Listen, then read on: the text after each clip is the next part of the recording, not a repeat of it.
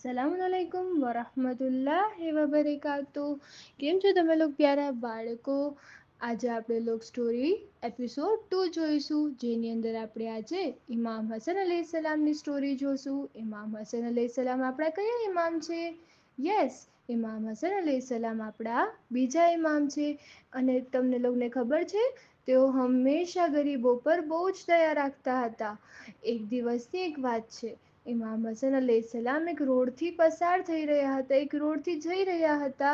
તેવામાં એમણે જોયું કે કોઈ ગરીબ લોકો જમીન પર બેઠીને સૂકી રોટલી ખાઈ રહ્યા છે। જ્યારે ગરીબ લોકો ઇમામ હસન અલૈહિસ્સલામને આવતા જોયા ને, તો તેઓએ એમની સાથે જમવા માટે કહ્યું।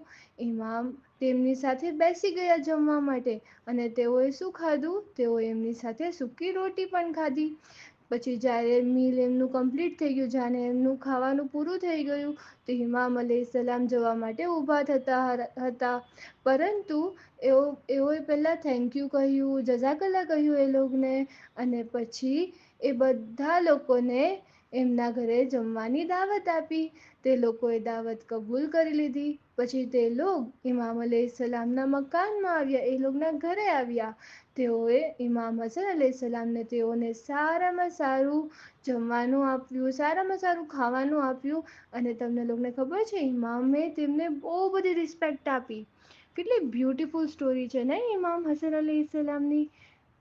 આમાંથી આપણને લેસન શું મળે છે કે અગર કોઈ આપણને કઈ ચીઝ આપે તો આપણે એને જઝાકલ્લા કહેવું જોઈએ અને એના માટે થેન્કફુલ રહેવું જોઈએ। ને આપણે હંમેશા કોશિશ કરવી જોઈએ કે બીજાઓએ આપણને આપ્યું તેના કરતાં આપણે એને વધારે સારું આપી શકીએ। હું આશા કરું છું તમને લોકોને આ સ્ટોરીમાં મજા આવી હશે અને તમે લોકોએ કંઈક નવું શીખ્યું હશે। જઝાકલ્લા। We hope you liked the video. Thanks for watching.